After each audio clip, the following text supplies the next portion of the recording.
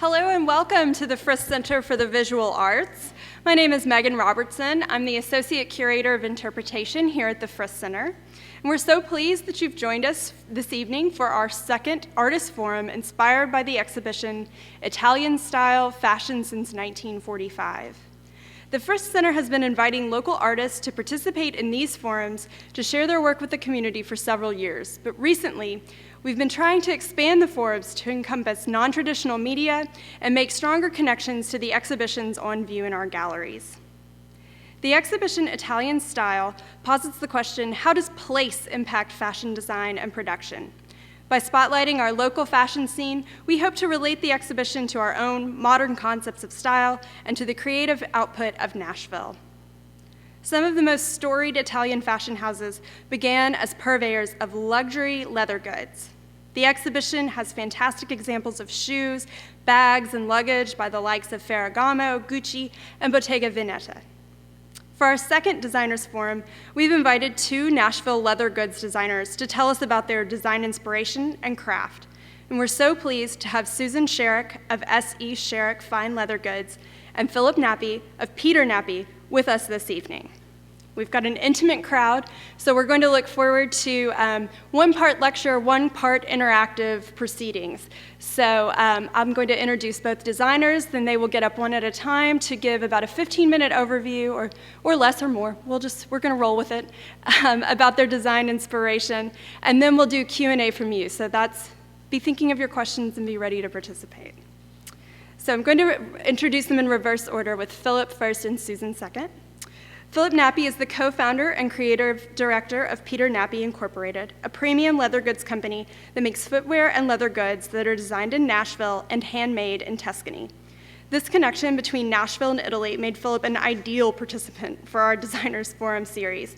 Like so many Italian design houses, Phillip's family had been shoemakers for generations. His revival of this tradition with the 2009 opening of his leather goods company is a wonderful continuation of the Italian tradition of expert craftsmanship and style. Susan Sherrick is the founder and designer behind S.E. Sherrick Fine Leather Goods. She opened her eponymous leather goods company in 2012 when she moved to Nashville. Sherrick makes each of her leather handbags by hand to order.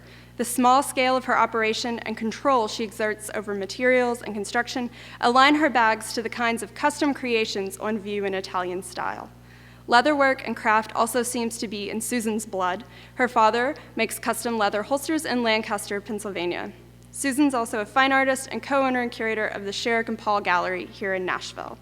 So if you'll join me in welcoming Susan to the stage.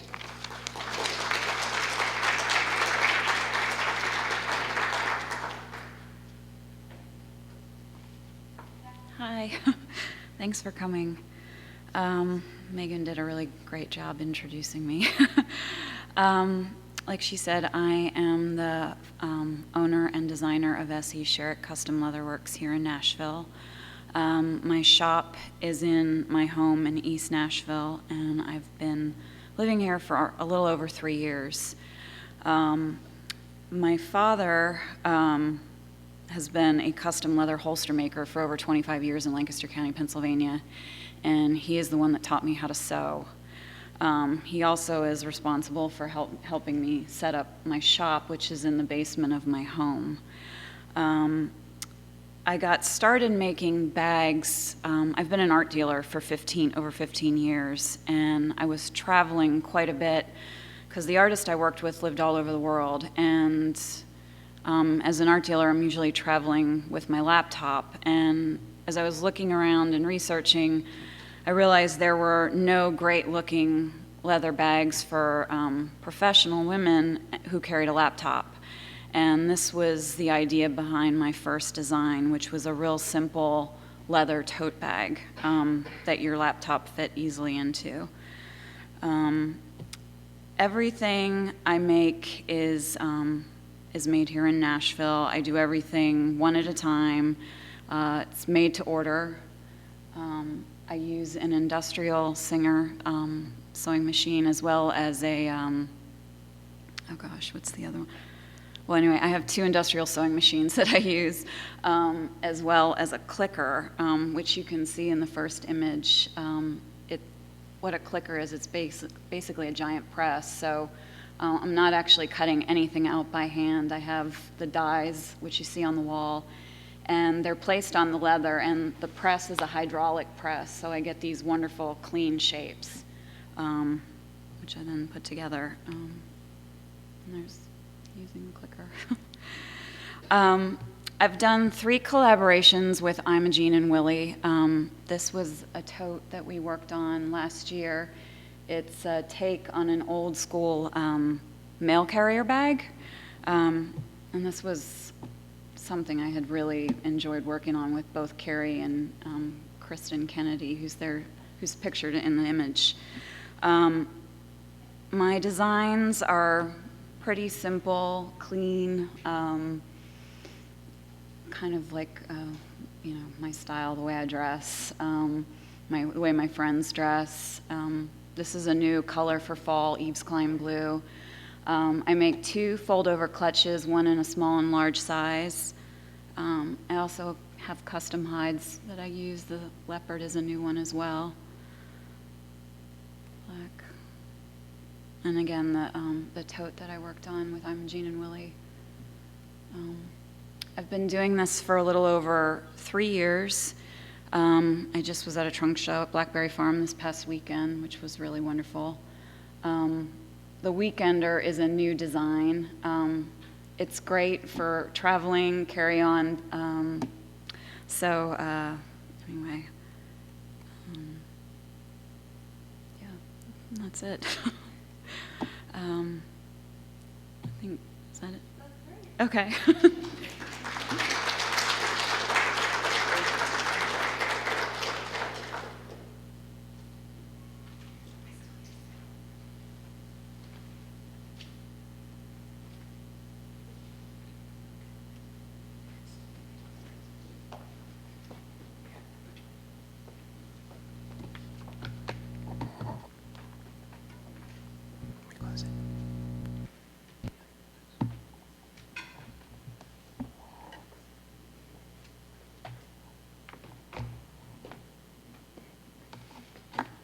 How's everyone doing?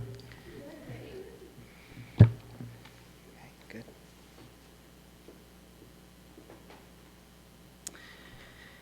My name is Phillip Nappi, as Megan said, and thank you all for being here, and thank you for the Frist and Megan for having Susan and I. As she said, my name is Phillip Nappi. I am one of the founders and head of creation at Peter Nappi, which is named after my grandfather. As she said, my family's been making started making footwear in Italy in the 1800s. But we started this brand, we formed it in 2009. We actually opened for business in 2011. So we focus on footwear and leather goods and other leather accessories. We do have a store here in Nashville. It's in the Germantown area. We have a lot of events there. We have all of our Peter Nappi products are available there. We also have our offices, our design studio, where we do our fulfillment for our e-commerce and manage the wholesale accounts that we have. I talked to Megan about, what you wanted me to talk about. And one of the first steps in the design process is understanding who your target is and what you're making something for. And that's what I asked her. I said, who is the audience? Who's going to be out there listening? And she said, well, it's going to be a wide variety of people, but it could be some aspiring designers, it could be some young entrepreneurs, and so I kind of geared the conversation a little bit towards that. So the first thing we did is I created an agenda of what we can kind of talk about. One would be inspiration, where we get inspiration from. The other one is kind of discussing the design process. We'll touch briefly on a little bit of sourcing, and then shoemaking, and then kind of close with some personal thoughts, and then we'll have some Q&A. So I'm big on definitions, big on quotes. So Webster defines inspiration as something that makes someone want to do something or gives someone an idea about what to do or create. I asked an artist that I admire and said, why do you do what you do, and where do you get your inspiration from?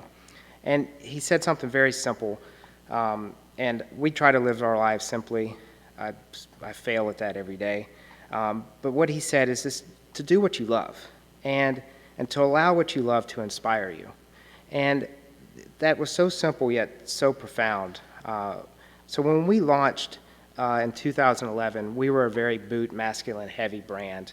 And after a little bit of time, we've kind of felt internally that we needed to appeal a little bit more to the female demographic, that we needed to soften the brand a little bit.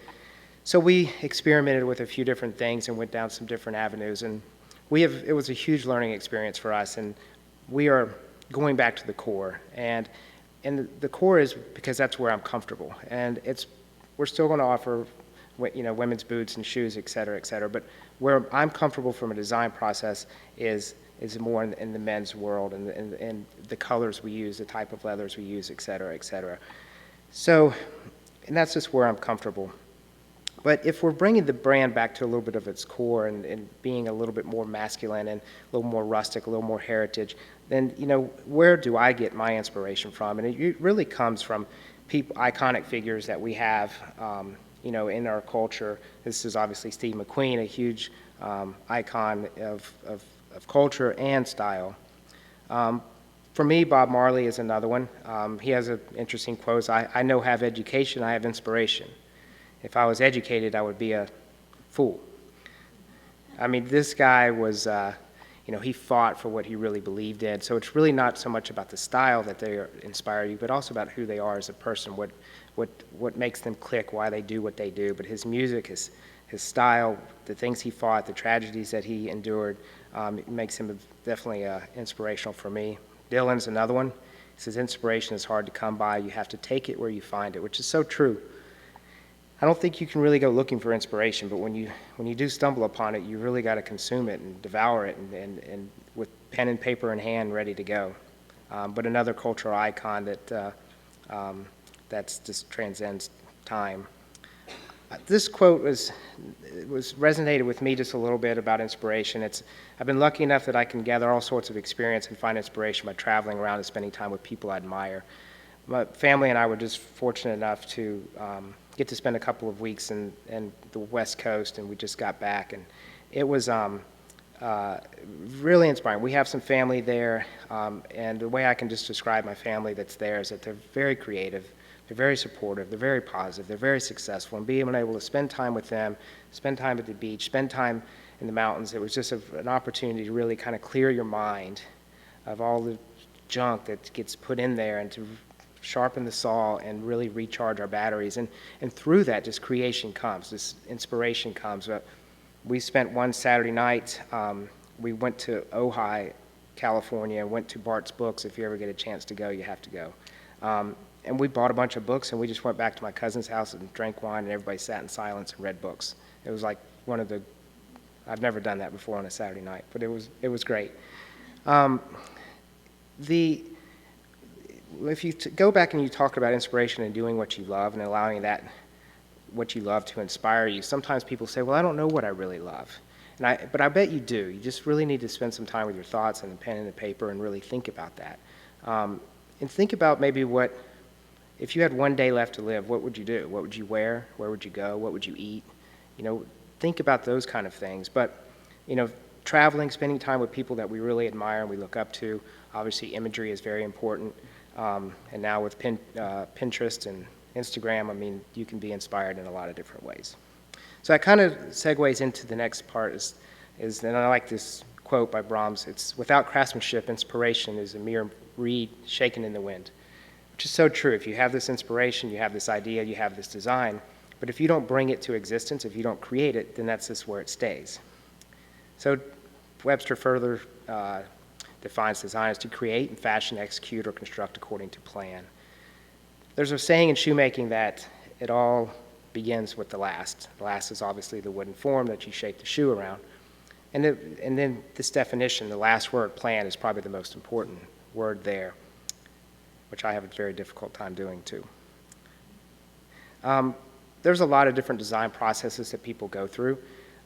We've adopted this one as kind of like just the 5 Ds of design. The first one's define, then discover, then the actual design, develop, and deploy. And when you're defining the product, defining what you're doing, you have to come up with a product. Is there a void in the marketplace that you're trying to fill? Is there something that you want to do? And once you determine that, then is when you say, okay, who's my target audience? And that's going to drive everything. It's going to drive what materials you use. That's going to drive where you source production from. It's going to drive the price point. All of those come into play. And then short and long-term goals. When do you want to roll it out into the marketplace? What are your sales projections over seasons? Then discover is probably one of the fun parts. We look at it from 3 different angles. One is research, which we use looking at vintage clothing. Could be 25, 30, 50 years old. A lot of beautiful pieces are next door that you can get a lot of inspiration from. And then reflecting, looking back on some things that you've created in the past and being able to grab some of those elements and put them in what you're doing. And then another one is shopping. A lot of people, designers will go shop if they get an opportunity to go to New York or London or Paris or Milan and go in stores. And it's really not to see what you can do, but maybe what you don't want to do is the way we kind of look at that. Design is the middle part, production plan. And your schedule, the schedules, again, is so important, especially if you have wholesale or retail relationships, that you have deliverables that you have to meet. So you really kind of look and say, when do you need it in store? When do they need it in store, and backdate it? For us, if it's wholesale, we're probably about close to a year in planning. By the time we start a project, by the time it gets put on the shelves in the store.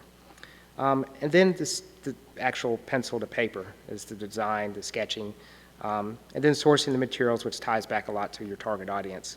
What type of leather are you going to use? We produce everything in Italy right now. It's the most expensive place to produce. And so you have to look at that and say, well, I want a lower price point product. Do you take it to Romania, or do you take it to Spain, or do you take it to Portugal, or do you take it to any of these places? And then the development. It's your first prototype that your factory will make for you. You may make some corrections, have a second prototype to come through, and then you have your salesman samples. That's what you would take on your meetings for potential buyers, and then right before you go into production, you get a pre-production sample, most of the time, you hope. And then the fun part comes, deploy or sell. Really, there's kind of 3 channels from a macro that you look at. One is the wholesale and for trade shows. Trade shows are the best exposure to get if you want to wholesale, and it does take time. You have to be very patient. And then retail, we do have our own brick and mortar, so we're able to gauge the customer's response immediately. We're also able to have that personal relationship with us. It's very, very important. And then obviously e-commerce. Another one of Webster's definitions is what we talked about earlier, is what to bring to existence, is to create. Talk a little bit briefly on sourcing and then the actual production. These are actually some tanning drums of a tannery that we use in Italy. There's a section of Tuscany called Santa Croce sul Arno, and there is probably 300 tanneries in this area, and it's not very big. It's probably as big as downtown Nashville proper. So tremendous amount of tanneries, but there is a consortium of tanneries because there's 2 different types of tanning processes. One is using chrome, which is bad for the environment, but there's also vegetable. They call it veg tanned. And they're using actually the tannins that come from bark and come from the leaves. And so there's a consortium in Santa Croce that uses veg tan. And some friends of ours, is their tannery, La Bretagna. And friends of ours, when we lived in Italy in 2009, when we were working on getting this launched, he was the first person that I met that really kind of started opening some doors for us and getting everything rolling. So very grateful to them. We recently, in the past 6 months, have formed some type of alliance or an agreement with really an amazing experience. It's a family, 4 generations. They work out of this mountaintop village overlooking Tuscany, and they've been working out of the same villa. They literally work in their basement of this villa.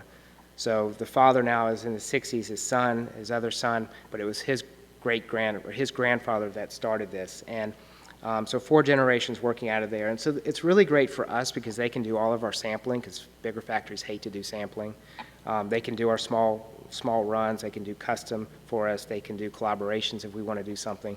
We can try things out, put them in the store. So it's really fantastic. But they do everything by hand, and their quality is out of this world.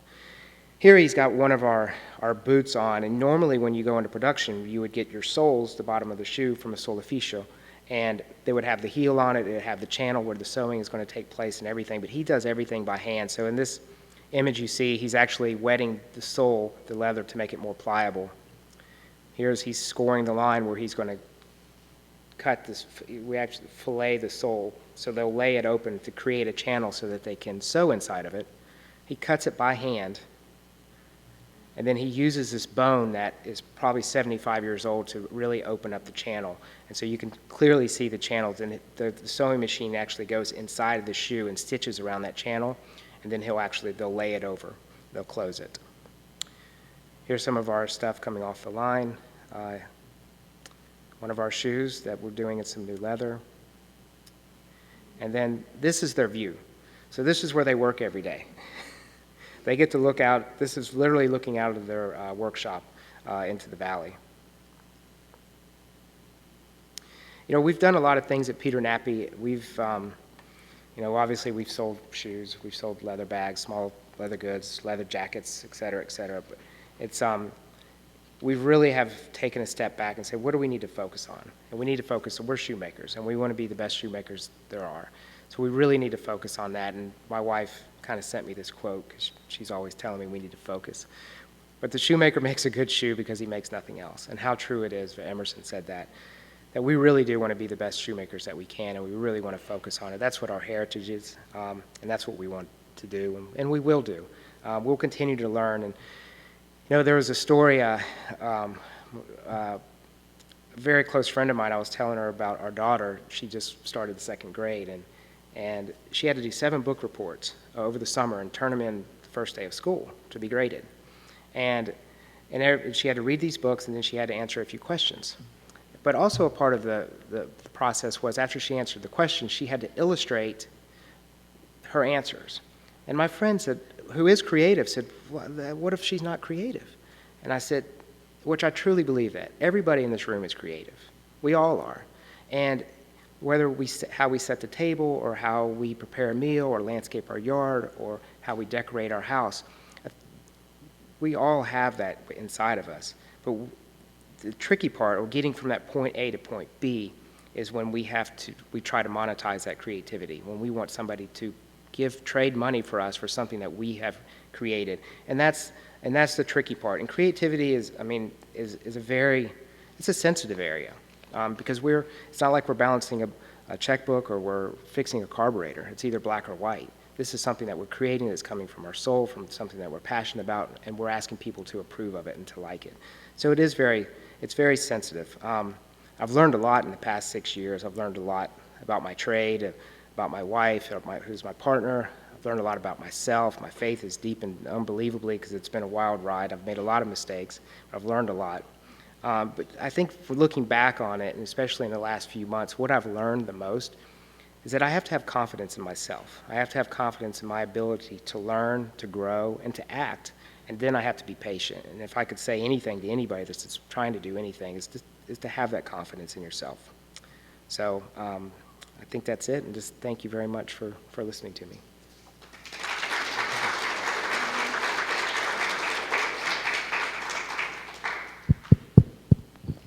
Okay. Thank you so much, Phillip and Susan, for sharing your work with us. And I hope that you all will, if you all will come up here and join me. We're going to just have an informal chat, and if you all have questions, if you'll just raise your hand, and I'm going to repeat the question that you asked back, and you can address both of our designers or one or the other. The choices are yours. Yes? How much has the e-commerce vehicle increased your business? Is that a question for both? Okay, so the question was, how has e-commerce increased their business? It doesn't matter. It's interesting because people think when you get a website, you just turn it on and the whole world's watching it and you can start selling things. It doesn't work that way. It takes a lot of time to build up the traffic. I'm an accountant. That's my education. But so I really find it fascinating because, there's the funnel. So you've got to get visitors. You have your average order, and then you have, your conversion. So it's really kind of simple.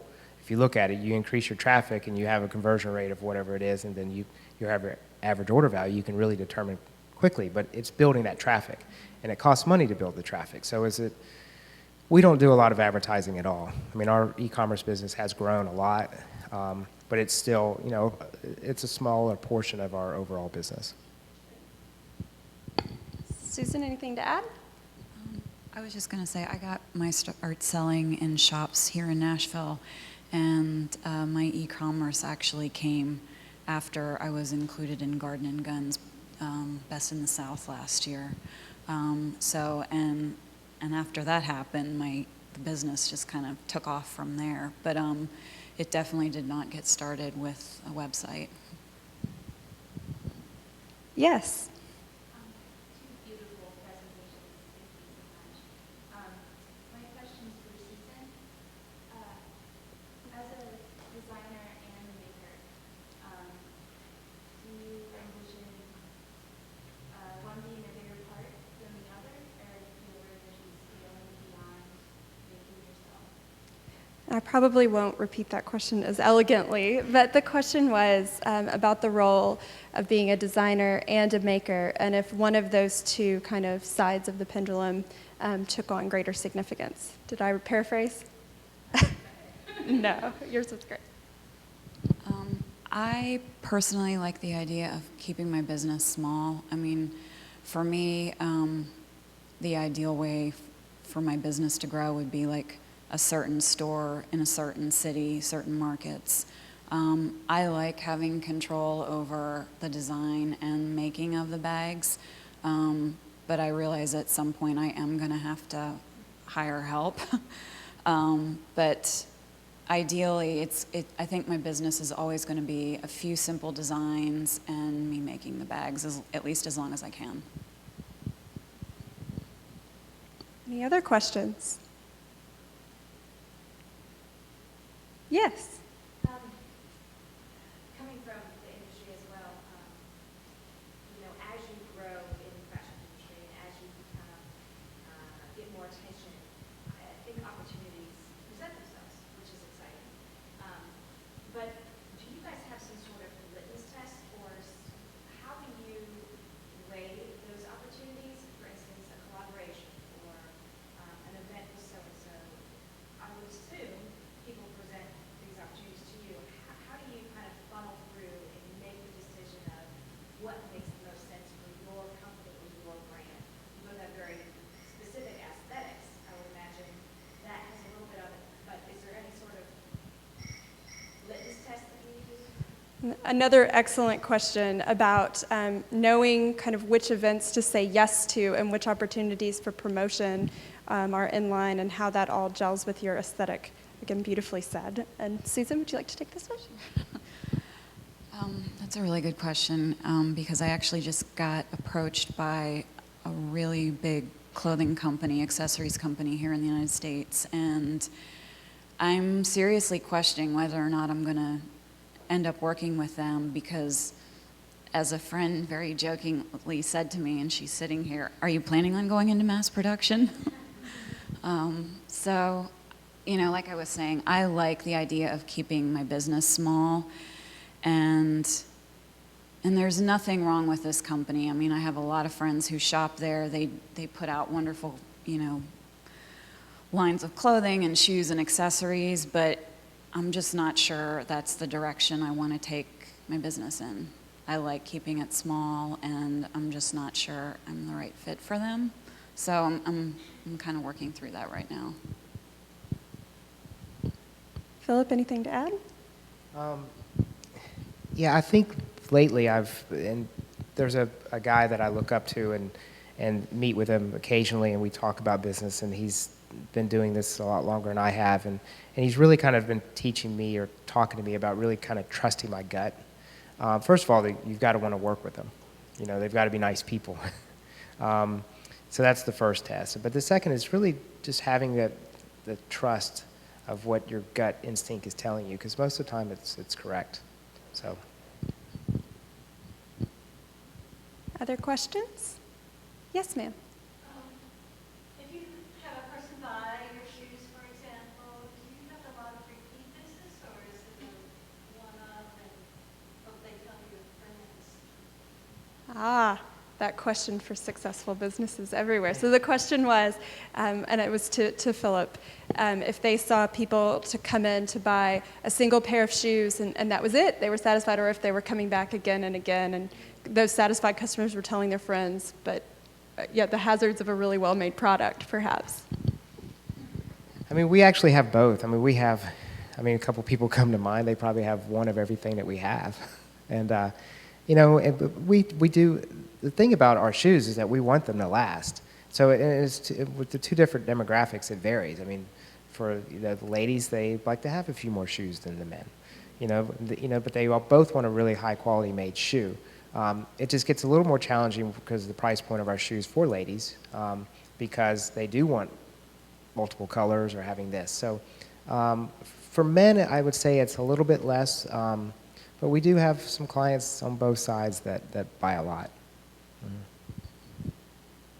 I'd be interested in Susan's take on that question. So repeat customers versus that one special bag purchase. Yes, I definitely have repeat customers, and especially when you're making the kind of clutches that I make, where women are like, oh, in fact, I just sold a clutch to a woman this past weekend who has 3 of my bags, and she bought this specific color because she needed a bag to go with a dress that was that color. So I do get that quite a bit. Other questions? Oh, yes. Ask a little bit about sourcing. Do you, Susan, get your leather from a particular place or something? And the question was where Susan sources her leather. I source my leather from 2 places in the United States. One is in Chicago, Horweens. They're the oldest tannery in the country. And the other is in North Carolina. Have you ever been using U.S. source? And will Phillip and Peter Nappi ever use a U.S. sourced leather? Well, you never say never. I mean, we really do want to bring our production in-house. Obviously, if you're making things in Italy, it makes more sense to get the leather from Italy, just from transportation cost. Most of our leather does. Some of it comes from England. There's one tannery there that we really like a lot. The issue, Horween is a great tannery. I mean, like she said, they're fantastic, and if it tells you anything about their credence, they have the NFL contract. They provide the leather for all the footballs. So they've been around for a long, long time. But it's a challenge to find good quality leather in the U.S. It really is. And the same with production for footwear. I mean, there was a time, even in Middle Tennessee, that there was a tremendous amount of great production. But as everything moved to Asia, the factories that are really making things now are doing more institutional work, they're doing more government work, so it's not like a lot of fashion stuff. So. Any more questions? Did you have, yes? I'm curious of the price range of your products. So the question was about the price range of products. My clutches start at $210, and the highest price bag I have is $800, which is a weekender bag. Phillip? Probably our average price is $550, $600. We have shoes that are anywhere from $275, and then we did a special collection of men's boots that are made out of 80, 90-year-old Belgian gym mats, and they're $19.95, but they're very rare. Any other questions? Well, ladies and gentlemen, thank you so much for joining us tonight and for bringing your fabulous questions. I do hope that you all will take time and go see the exhibition, Italian Style, Fashion Since 1945. We're open until 9 p.m. today. It's also a free day, so you can go get a gallery admission sticker if you haven't done so already, or you can see me. I have some. And I have one final concluding question. So I know you all maybe haven't gotten to spend too much time in the exhibition, but did you have a favorite object in the exhibition? In the last room, the Valentino dress, the gold brocade with the rhinoceros dress is incredible, and so is the Giambattista Valley with the roses. They're beautiful. I love those too. Phillip, did you have a favorite? So I like vintage clothing, but there was a Giorgio Armani outfit that to me looked like it was from the 40s or 50s, but I was surprised it was from the 80s. Well, thank you both, Susan, thank you, Philip, and thank you so much for sharing your wonderful companies and your designs.